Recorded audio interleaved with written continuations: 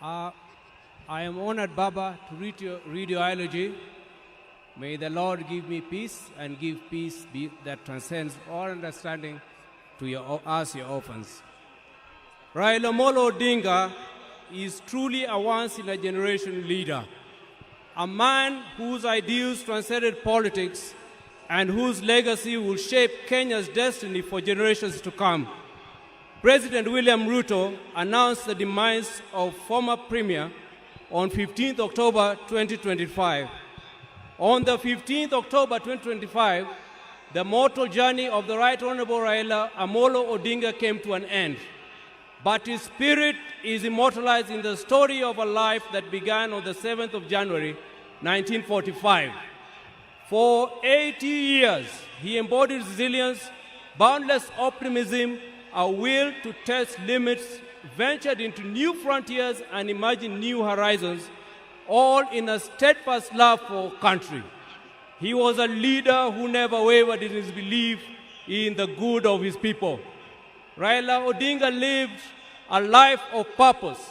He chose to fly high, urged the nation to dare, and challenged Africa to fight for its place in the world and retrace the dreams of the continent's founders.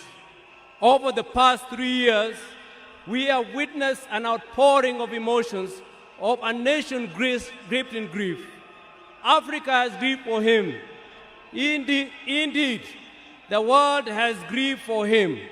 Our nation and our world struggling with the question, did we really know him in his fighting to find hope in his enduring legacy? Raila Odinga may not have been there to fight the country's war for independence, but he bows out as an undisputed leader of the national rebirth of the Kenyan nation. He easily became the bridge between our generation and that of our grandfather, the late Jaramogi Oginga Odinga, who fought for our country's independence from colonialism. He learned at the feet of Kenyans and Africa's most revered leaders. He witnessed the liberation ideals and struggles of Pan-African heroes, including our grandfather Jaramogi, Jomo Kenyatta, Julius Nyerere, Kwame Nkrumah, Gamal Abdel Nasser, and Kenneth Kaunda, among others. He followed and internalized Nelson Mandela's struggles and agreed with his philosophy that courage was not the absence of fear, but the triumph over it. That the brave man is not he who does not feel afraid, but he who conquers that fear. Raila conquered fear and mastered courage. Possibility of death in pursuit of an ideal was not a reason for Raila to retreat, for he also internalized William Shakespeare's words that cowards may die many times before their deaths. The valiant never taste of death but once. It is from that perch that Raila began his own long walk for freedom and liberation, applying himself to the cause as a debt owed to past and due to the present generations. Many times he appeared to be on a cause much larger than himself, a mission almost impossible, but he seemed to be the way he loved it. He gave his life for it. In emulating the giant steps of Jaramogi Oginga Odinga, our grandfather, and the spirit of selflessness that ran deep in his heritage, Raila Odinga, just as his father once declared that he could be no freedom for the release, without the release of their leader Jomo Kenyatta, proclaimed Kibaki Tosha, a declaration that propelled NARC to bring an end to KANU's 40-year rule. This defining act was emblematic of the man himself. Raila Odinga was Raila Odinga. He never cared what others thought about him or his actions. He cared whether people bought into his vision and mission. Once he felt he had the mandate of the people, there will be no turning back. In the process, he became Kenya's ultimate political prisoner and one of Africa's best-known freedom fighters, a dedicated and down-to-earth servant of the people of Kenya. a headache to the corrupt elite, and a beacon of hope for those struggling for freedom, not only in Kenya, but across Africa and beyond. Generations to come will honor him and offer gratitude. Raila Odinga cared deeply about Africa and worried eternally about its decline. For that, he applied himself to peace and reconciliation missions across the continent whenever called upon.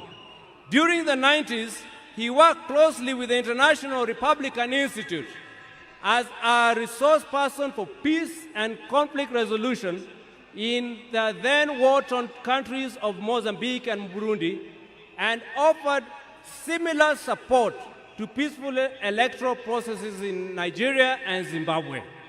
He mastered Africa's conflicts and the forces and issues behind them.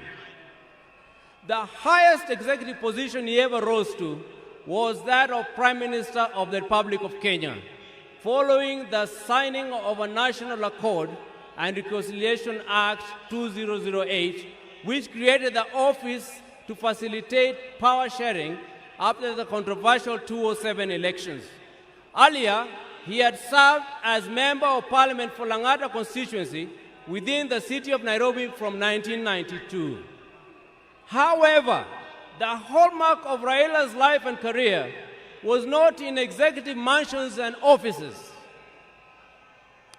It was in the struggle for freedom and democracy in Kenya and across Africa, many times telling the continent's dictators to set their people free.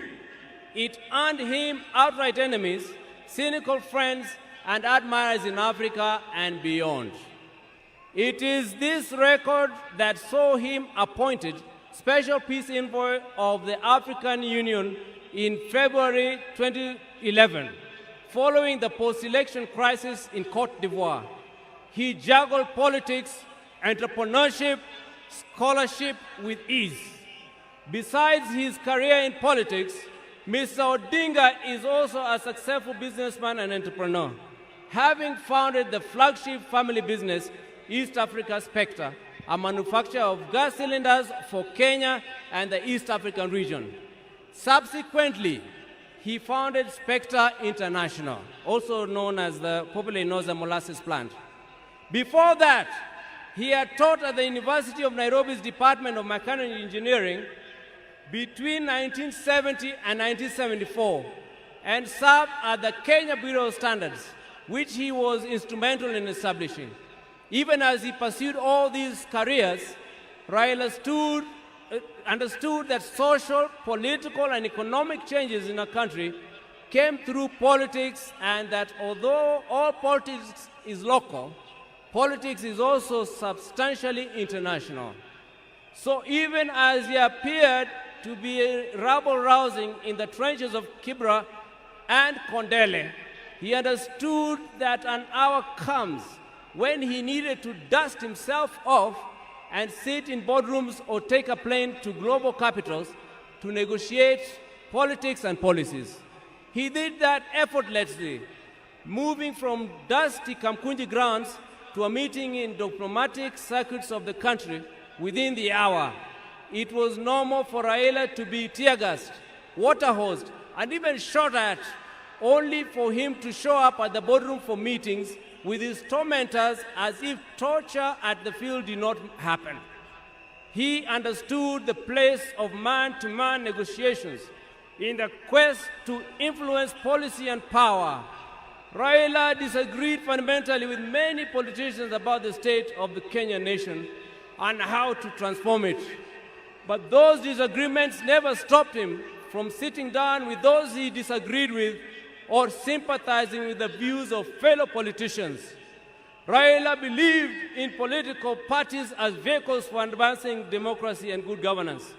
It is upon this belief that he was founder member of the Forum for Restoration of Democracy, FORD, later FORD Kenya in 1991, the National Democratic Party, NDP, in 1996, and the Liberal Democratic Party, LDP, in 1997. And in 2005, his present political vehicle, the Orange Democratic Party of Kenya, ODM.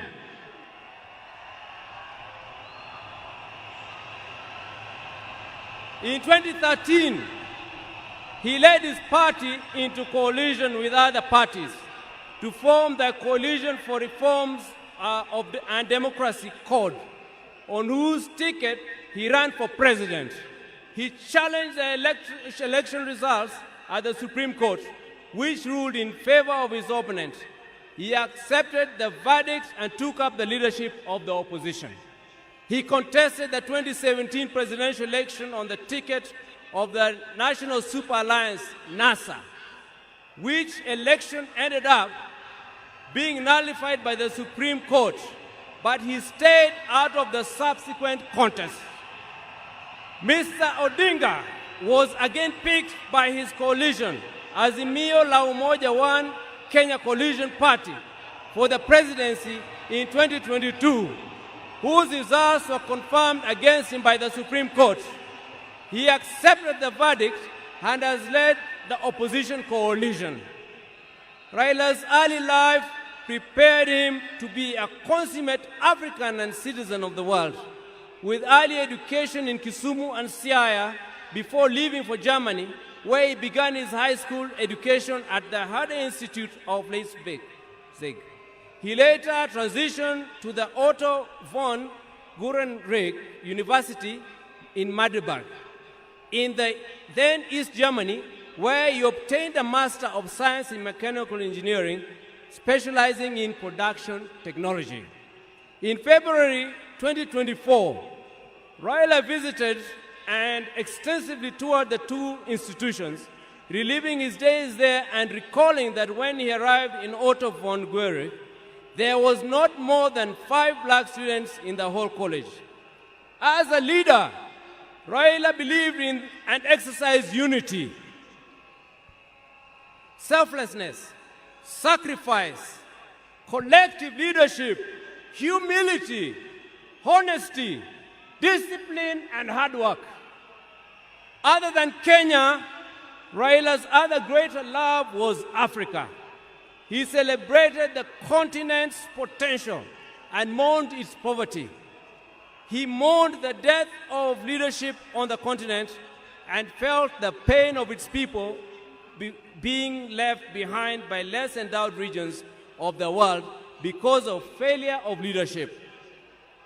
Indeed, the last major political project Raila quietly embarked on just days before his death was a third biography dedicated purely to Pan-Africanism and what needs to be done to take the continent forward. In October 2018, Raila was appointed as the African Union High Representative for Infrastructure Development in Africa. He moved into the position with the swiftness and certainty of fish in water. He named the continental highway networks corridors, railways, and airports as if they were in Kenya. He was at ease with Africa's trade deficit figures in comparison to other parts of the world. In politics, Raila communicated the importance of reconciliation, forgiveness, and putting country over self. He forgave his jailers and worked with them to move the country forward. He emphasized that building a progressive country demanded leaders rise above anger and desire for revenge. He also believed strongly that preservation of a nation requires the triumph of pragmatism over ideology, that when the nation is under extreme threat, leaders must embrace extreme compromise. He believed power was not an end, but a means to an end. It should be used towards the desired end. He believed that power should be used to ensure the existence of the nation, not the demise of the nation. He wanted power to be used to ensure progress, prosperity, and peace of and among nations, and not for any causes that would yield contrary outcomes. We will cherish Raila's memory in the hearts of our nation, and I believe in the hearts of many African nations. Fare thee well, our champion, our freedom fighter, our Baba. You have fought the long fight. You have finished the arduous race. You have kept the unshakable faith